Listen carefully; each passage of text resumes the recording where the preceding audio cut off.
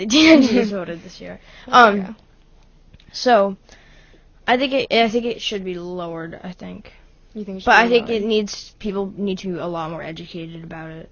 So how would people get educated about it? Well, probably like classes, even in like elementary school and most likely middle school, about like governmental stuff. So some more focus and education. Yeah, and like not necessarily like the history of government, like old American history, but like current American history. Yeah.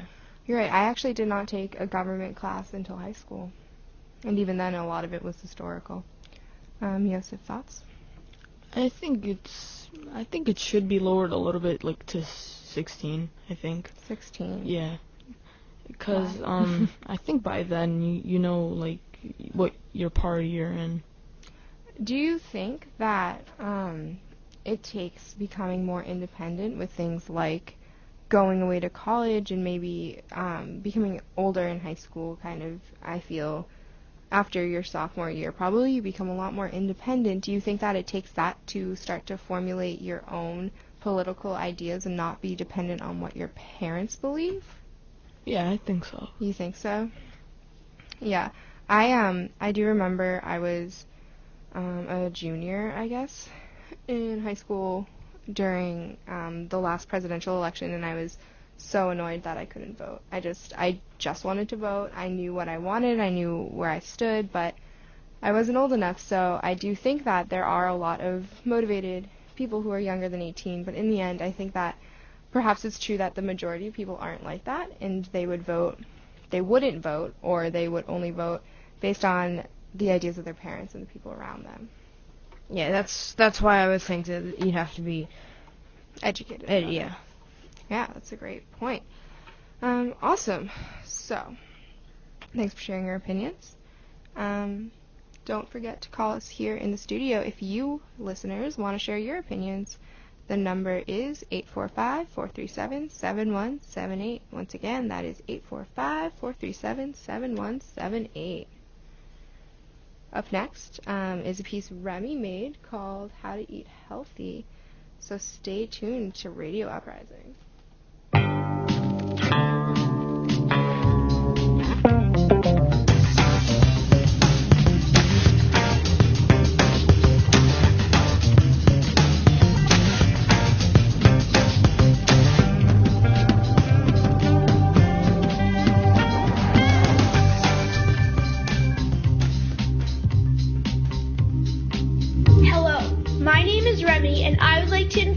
About eating healthy in America. Eating healthy is a big problem in America. Us Americans have all these fast food restaurants that are really cheap so that the poor and not that well-doing eat a lot of it. It is a problem that the good healthy food is usually very expensive. This leads to many people who can't afford good food to get fat. That is just one reason there are a lot of fat people. I learned about this on a news report a couple of years ago, but it has been going on for at least 10 years, if not more. They had some stunning facts. People keep on bringing up the problem, and it has stayed with me this long. I think it is a really big problem that needs to be fixed by having the cost of good healthy food being lowered. I have not experienced the problem of being too large or weighing too much. That is partly because I was raised eating a really healthy food, so I don't know how I could eat any other types of food. I am really thankful that my parents raised me that way, and I think that if you want your kids to eat healthy, then feed them healthy food when they are growing up. This is a big problem because more and more people are dying from being obese. People do not get diseases directly from obesity. They are just put in more danger of getting these different diseases by being obese, so they have more chance of dying. Here are some statistics about obesity in America. Approximately 300,000 adult deaths in the United States each year are attributable to unhealthy dietary habits and physical inactivity or sedentary behavior. Nearly 2/3 of U.S. adults are overweight. Nearly 1/3 of U.S. adults are obese. Approximately 19% of children ages 6 to 11 and 17% of adolescents ages 12 to 19 were overweight in 2000.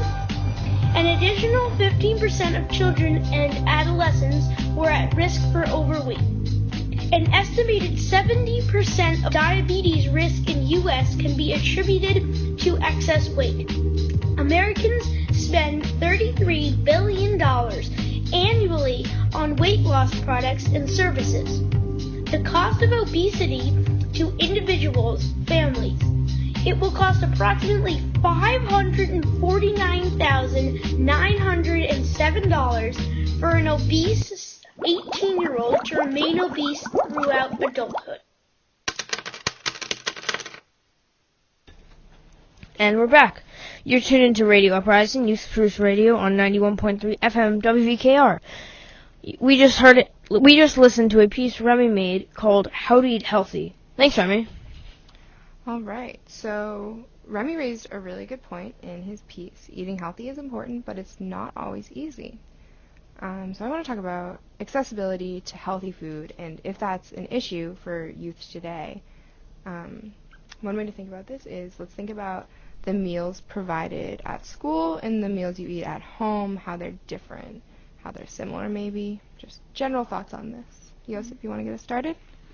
I think that the school at the food at school, it's not as healthy as if you would like make it fresh at home, because most of the things are like processed and they're like drenched in oils.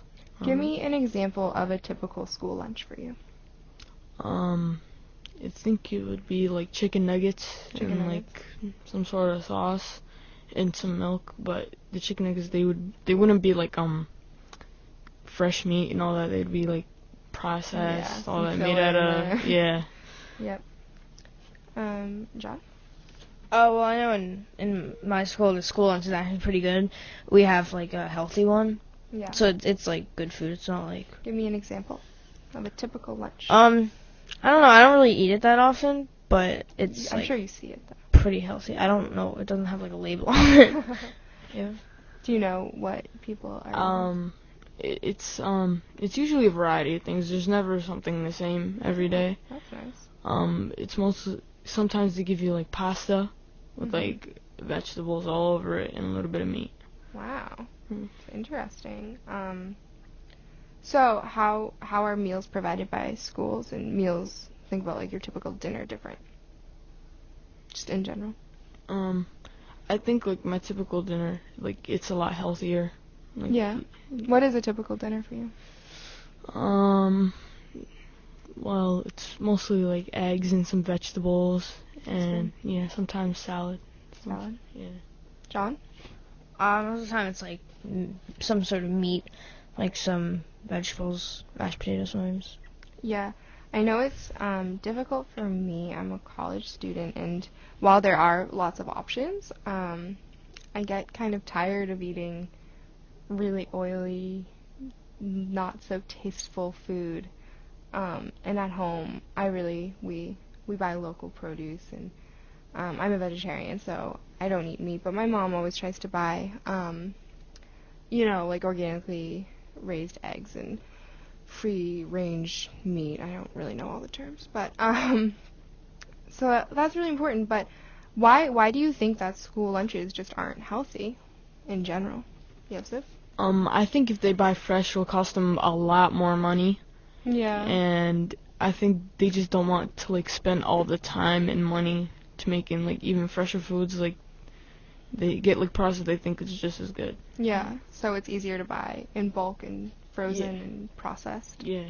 Yeah. John? Oh, well, it's definitely cheaper, and like schools are being cut, so Yeah. they don't have as much money.